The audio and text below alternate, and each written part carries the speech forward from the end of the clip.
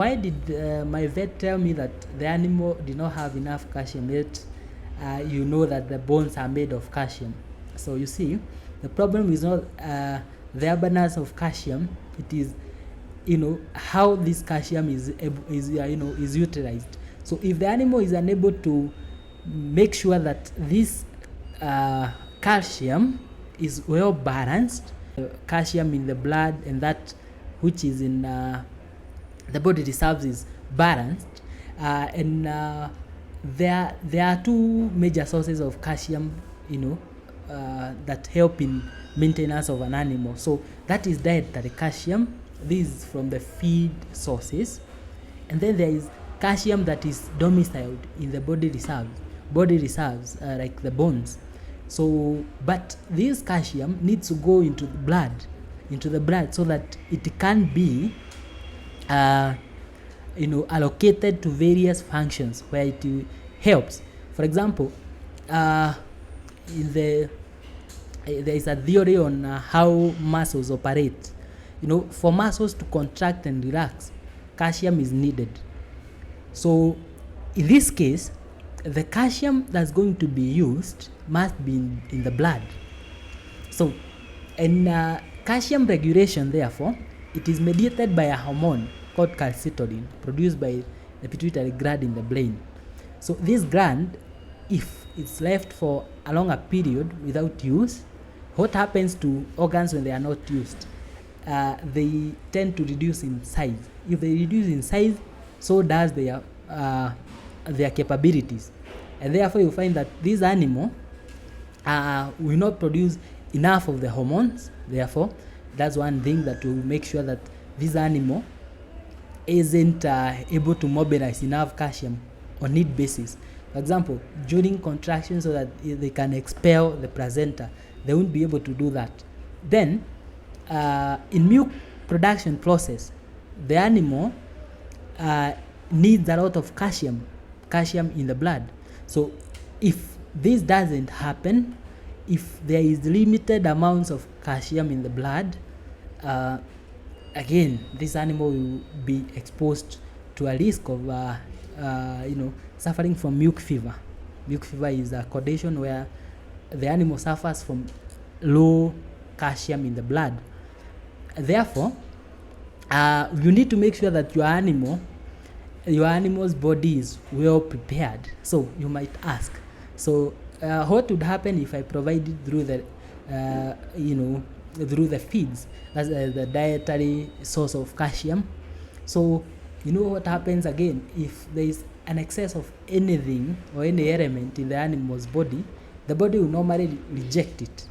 You normally reject that, and because again it is physiological meaning that that's how the animal is designed to operate. If you provide excess again, you'll be denying the necessary glands an opportunity to exercise, to make sure that they are expanding to meet the demands. And at times when this demand is way high, the dietary source won't really be of much importance, because you have reached the maximum that the animal could uptake into the blood, and therefore you end up having the animal expelling all the calcium that you are providing. But unless they are able to utilize that which is in their body reserves, which is in the bones, and all the other body reserves, you won't get results in any case. Therefore, make sure that your animal is dried off for the right period of time, at least 8 weeks. Again, in this case, you are preparing your animal for high production. So you give them a period to rest, be able to rejuvenate the tissues that are responsible for milk production again. Make sure that this animal is well prepared for the next cycle of lactation, you see. So in this case, this now brings us to the next phase. So what happens again? Apart from the 7th month, you have dried off the animal. Of course, if it was a milking cow, you do what we call intermittent milking. You could milk in the morning, just do milking once a day, skip a day, then skip 2 days, then the animal will naturally die off. Then, and this should be done before the seventh the seventh month, so that you can have 8 weeks that you have to dry the animal, preparing them as you have just explained. Then in steaming up is providing your cow with high quality diet, and you provide your cow with high quality diet to ensure that they are able to get or rather to prepare themselves. There are also other things that do happen to the animal's body. For example, rejuvenation of the cells of the udder, multiplication of the cells of the udder in preparation for high milk production. Again, it's also milk production again is done by the cells. So you need to have the animal in a good position to do this, or rather to have this function up and running in a very, very, very efficient way. So during steaming up, therefore, you should give your animal feeds that are rich in protein, and trace elements. Again, you remember you continue using the low calcium mineral lick, and low calcium by the standard you give is 5%. Don't exceed 5%. There are people who say that they are giving oral calcium, the other sources of calcium, I don't know, powdery form and all that. We are telling you, do not do that, because if you do that, you risk, exposing your animal to problems like retained afterbirth. The animal won't be able to expel placenta because they won't be having enough calcium in the blood. They won't be able to balance calcium on their own. That comes along with low production of milk.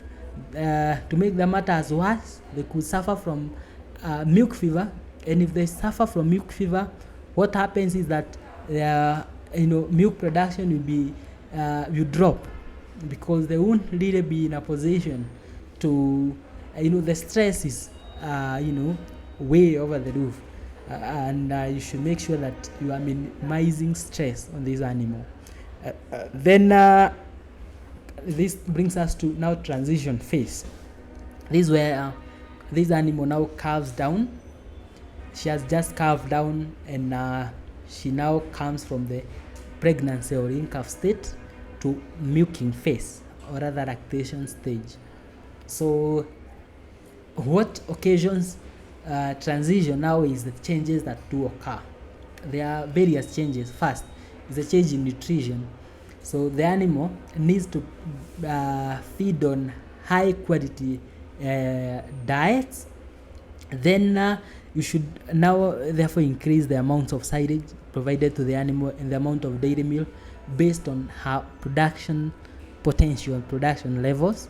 Then supplements that are rich in trace elements that actually aid in absorption or say of more calcium. Now she's in need of a lot of calcium. You increase this through the diet, and trace elements and vitamins like the vitamin the vitamin D, vitamin E, they are very, very important in absorption of calcium, and therefore you should ensure that they are provided to this animal, and the animal therefore will also be able to prepare herself, prepare her rumen to be able to utilize the high quality feeds you are provided to them.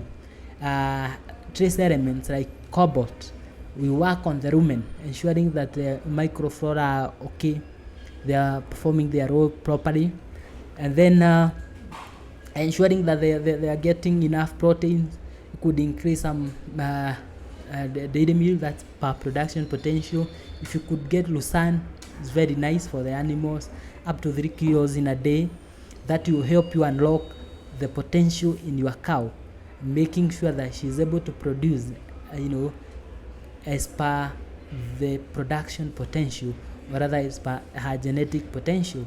So now remember I had also mentioned that the appetite or feed intake will normally decline, of course based on various other reasons. For example, by the fact that the animal undergoes through stress. Some would undergo stress, they might be sick during this early stage, which therefore make them lag in, or rather be, and we, or rather fail to be willing to take more feeds. But you have to make sure that they are getting more of the feeds, and this should be done, and you should start preparing them for this during steaming up. So, and in steaming up, we talk about transport. As you can see, it's right here. I'm going to tell you one of its purpose. And normally, transport is used while steaming up your cow. Steaming up is whereby you feed your cow with high quality feeds that are rich in protein so that you can prepare your cow for high milk yield after calving. And also the other purpose of transpro is to ensure that your cows and heifers udder is developed.